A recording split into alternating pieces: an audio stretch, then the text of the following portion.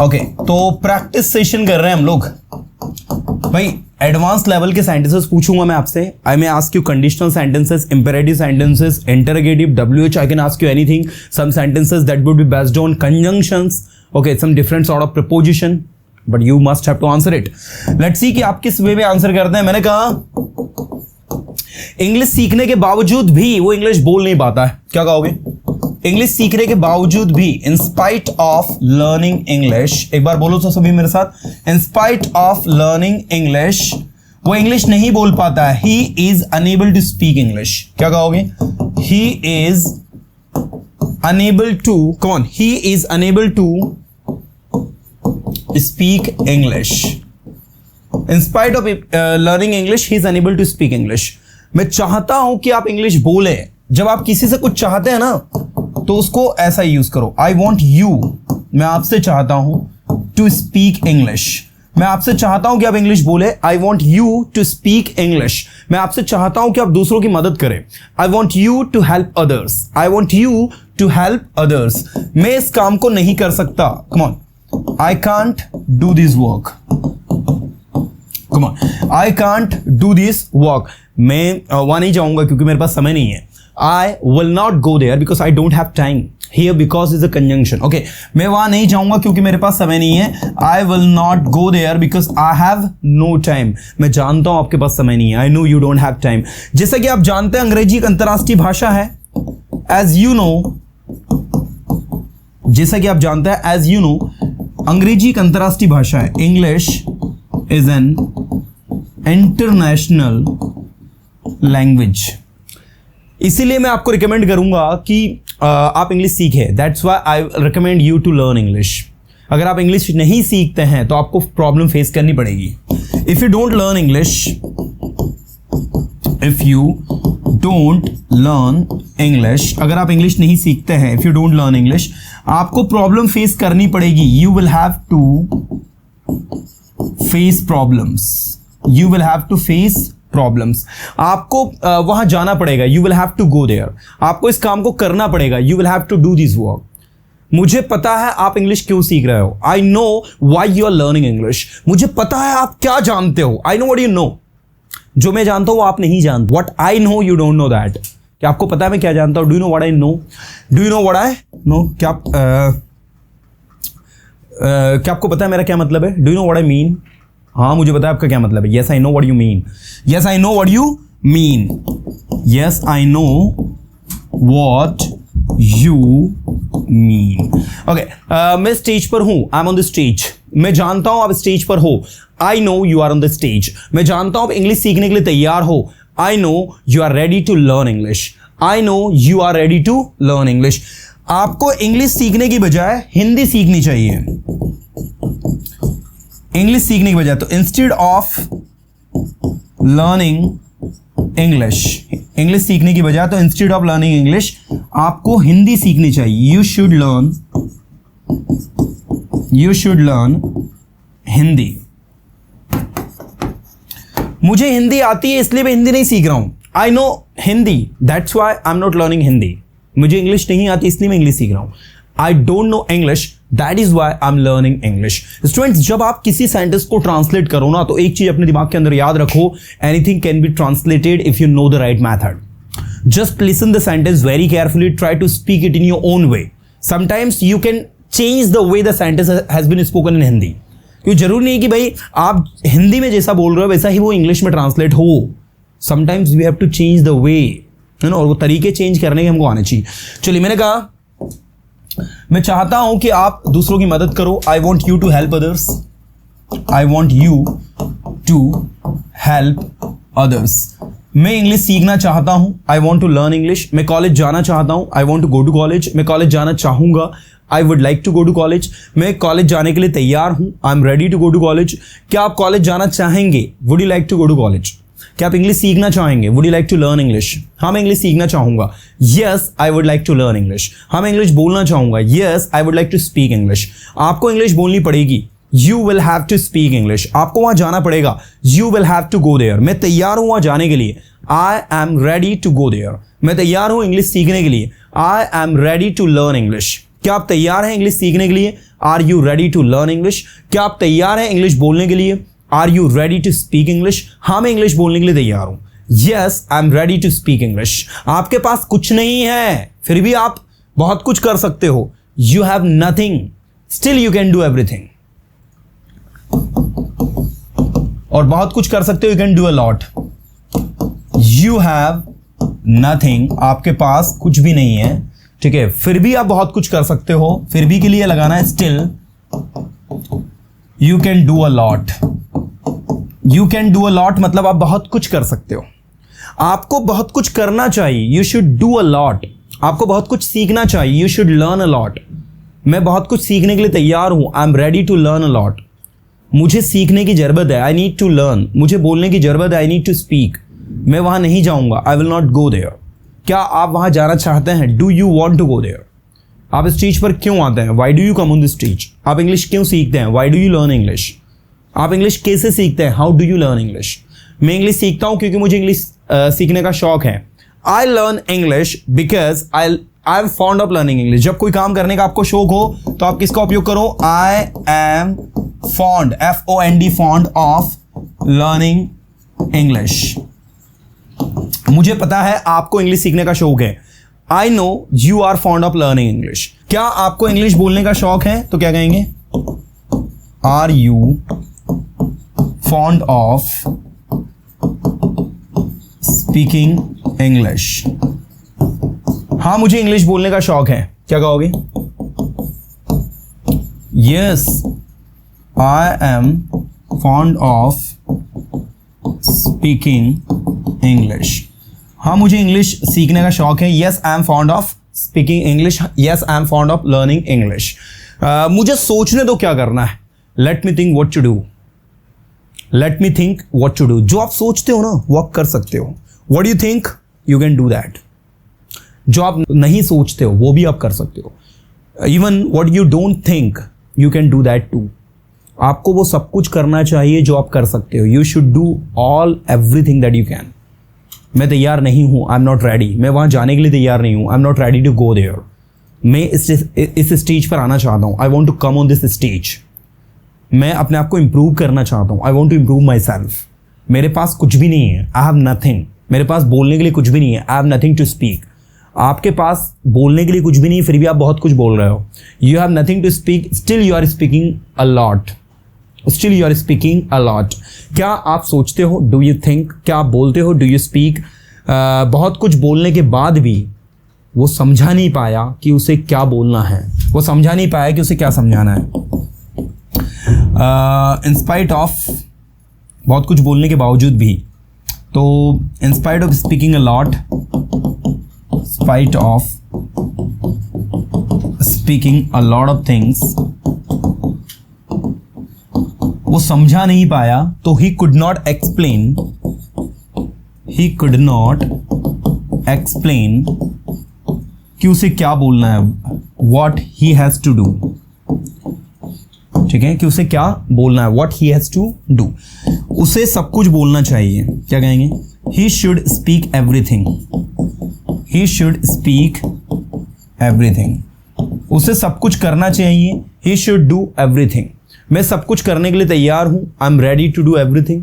मैं सब कुछ बोलने के लिए तैयार हूँ, I am ready to speak everything. मुझे बोलना पड़ता है, आई हैव टू स्पीक। मेरे पास समय है बोलने के लिए, I have time to speak. आप स्टेज पर नहीं आ सकते बिना परमिशन के। You can't come on the stage without permission. आपको पहले परमिशन लेनी पड़ेगी, तभी आप स्टेज पर आओगे। First you will have to take permission, then only you will come on the stage. क्या आप इस बारे में कुछ जानते हो? Do you know anything about it? नहीं, मैं इस बारे में कुछ नहीं जानता। No, I don't know anything about it. सोचो, थिंक, बोलो, स्पीक, बार बार बोलो, स्पीक अगेन एंड अगेन। बार बार वहां जाओ, go there again and again. यहां आओ, कम हियर। स्टेज पर आओ, come on the stage. Stage आपका है, स्टेज इज योर्स। स्टेज पूरा आपका है, stage is all yours. Stage is all yours. क्या आप सुनते हो? Do you listen? क्या आप समझने के लिए तैयार हो? Are you ready to listen? Are you ready to listen? Now let's talk about some phrasal verbs. Okay. आपको याद हो तो break के साथ into लगाने से क्या बनता है? break into, जो कि एक अलग मीनिंग देता है ब्रेक के साथ आउट लगाने से एक अलग मीनिंग कैरी होता है, ब्रेक के साथ अप लगाने से एक अलग मीनिंग कैरी होता है, ब्रेक के साथ डाउन लगाने से एक अलग मीनिंग कैरी होता है। नाउ लुक इनटू का मतलब होता है टू इन्वेस्टिगेट समथिंग। क्या होता है? To investigate something. मैंने कहा आपको पता है सीबीआई इस केस को इन्वेस्टिगेट कर रही है, सीबीआई इस केस को की जांच कर रही है। Do you know CBI is looking into this case? क्या कहोगे? Do you know CBI is looking into this case? एक बार बोलकर देखो सारे student. Do you know CBI is looking into this case? या I heard that CBI is looking into this case. हाँ, मैंने भी सुना है कि सीबीआई जो है इस केस को लुक इनटू कर रही है। लुक फॉर का मतलब to search something. I am looking for a job. मैं एक नौकरी ढूंढ रहा हूं। What kind of job are you looking for? I am looking for the job where I can get the handsome salary along with the work that I like to do. I'm looking for the job where I can get the work that I like to do along with a handsome salary. So that is look for, ढूंढना. Look after, to manage something. किसी चीज की देखभाल करना। मैंने आपसे कहा look after। मैंने कहा कि कैसे, मतलब लाइक अगर मैं कहूँ आपसे कि आपके absence में आपके घर को कौन संभालेगा? Who will manage your house? Who will manage your home in your absence? So in the place of manage you can say who will look after your home in your absence. तो आपने कहा in my absence my parents they will look after my house. In my absence my brother he will look after my house. In my absence my sister she will look after my house. You know, तो इस तरीके से look at a noun का मतलब होता है to watch and to see. किसी चीज की मॉनिटरिंग करना, देखना, ठीक है, that is the look at. ये तो सिंपल वही मीनिंग दे रहा है। And look back का मतलब होता है to think about past. Past के बारे में सोचना। मैंने कहा don't look back. Don't look back मतलब पीछे का मत सोचो, पीछे मत देखो। पीछे मत देखो मतलब पीछे के बारे में मत सोचो। The things that have taken place already have taken place and you should not look back. आपको लुक फॉरवर्ड करना चाहिए। तो देखो एक और फ्रेजल वर्ब इसके अपोजिट आप बना सकते हो, लुक फॉरवर्ड। लुक फॉरवर्ड का मतलब होता है आगे का सोचना, आगे का देखना, आगे के बारे में प्लान बनाना। So you can see that कि सारी की सारी प्रपोजिशन के साथ में into, for, after, on, at, back, forward, ये कुछ प्रपोजिशंस और कुछ एडवर्ब्स लगाने से ये फ्रेजल वर्ब्स अपने आप में एक नए मीनिंग को कैरी कर रही है ना। ऐसे ही अगर मैं बात करूं ब्रेक इनटू की, तो ब्रेक इनटू का मीनिंग हमने देखा है to intrude somewhere. To intrude somewhere, कहीं पर जबरदस्ती चले जाना, कहीं पर जबरदस्ती घुस जाना। ओके, सो ब्रेक इनटू का मतलब होता है टू इंट्रूड समवेयर, कहीं पर जबरदस्ती घुसना। Last night 2 intruders broke into my house. कल रात को 2 इंट्रूडर्स मेरे घर में घुस गए। ब्रेकआउट का मतलब होता है टू स्प्रेड समथिंग, किसी चीज का फैल जाना, स्पेशली किसी डिसीज का फैलना, र्यूमर का फैलना, उसको ब्रेक आउट कहते हैं। मैंने कहा कि पूरे जंगल में आग फैल गई है। So the fire has broken out across the forest. तो this is actually the breakout. Breakout का मतलब होता है किसी चीज का फैल जाना। ब्रेकअप का मतलब होता है to break the relationship, to break the link. Relationship या लिंक का टूटना, दैट्स अ ब्रेकअप। और ब्रेक डाउन का मतलब होता है to stop functioning. To stop functioning मतलब किसी चीज का काम करना बंद कर देना, खराब हो जाना आपकी भाषा में क्या है। आपने कहा my cell phone has broken down, it's not working, मेरा सेल फोन खराब हो गया है, वर्क नहीं कर रहा है। So all these phrasal verbs are very useful that we must know. देखो ऐसी एक सीरीज आप इसको भी लर्न कर लो। ब्रिंग डाउन, एक आपका होता है ब्रिंग आउट, एक होता है bring up,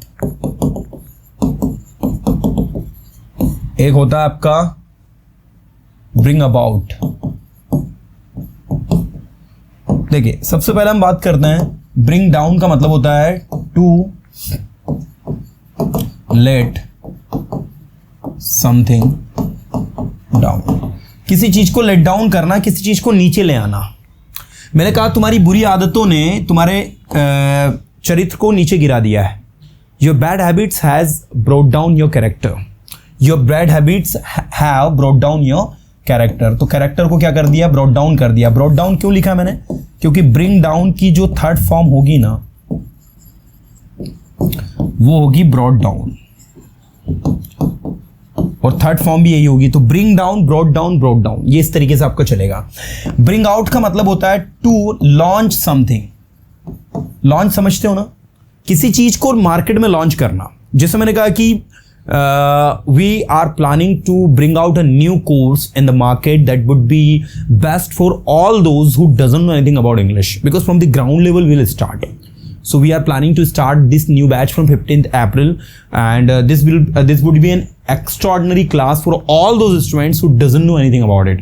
And we have named this course Personas 3 month summer camp course. So we are going to bring out करना मतलब launch करना, किसी चीज़ को बाहर लाना. आपने कहा कि बहुत जल्दी जो है एप्पल एक नए प्रोडक्ट को लॉन्च करने वाला है. एप्पल जो है एक नए सेलफोन को लॉन्च करने वाला है, नई सीरीज़ का. ठीक है, तो लॉन्च करना मतलब this is called bring out. Bring up का मतलब होता है to nurture. Nurture you understand, किसी का पालन पोषण करना, बड़ा करना. जैसे आप बोलते हैं ना, I am brought up, I am born and brought up in a very good family. तो ब्रॉट अप इसी ब्रिंग अप से बना है. Bring up, brought up, brought up. Bring up first form है, ब्रॉट अप सेकंड फॉर्म है, third form भी brought up है. तो ब्रिंग अप से ही ब्रॉट अप बना है. मैंने कहा कि she has been brought up in a very royal family. She has been brought up in a royal family. वो एक रॉयल फैमिली में उसका पालन पोषण किया गया है. तो she has been brought up in a royal family. तो ये आपका ब्रिंग अप इस तरीके से यूज होता है. इसके बाद ब्रिंग अबाउट का मतलब होता है to make something happen. To make something happen, किसी वजह से कुछ होना, किसी घटना का घटित होना, दैट्स कॉल्ड ब्रिंग अबाउट. मैंने कहा ये समस्याएं आपके जीवन में है ना, आपकी बुरी आदतों के कारण आई है. ठीक है, so your bad habits brought about this problems in your life. क्या कहूंगा मैं? योर बैड हैबिट्स, आपकी बुरी आदतें, brought about these problems in your life. ठीक है, your bad habits brought about these problems in your life. आपकी बुरी आदतों ने आपके जीवन में ये समस्याएं लेकर आई हैं. So your bad habits brought about these problems in your life. आप देख सकते हैं कि किस तरीके से आपका ब्रिंग अबाउट मतलब होता है टू मेक समथिंग हैपन.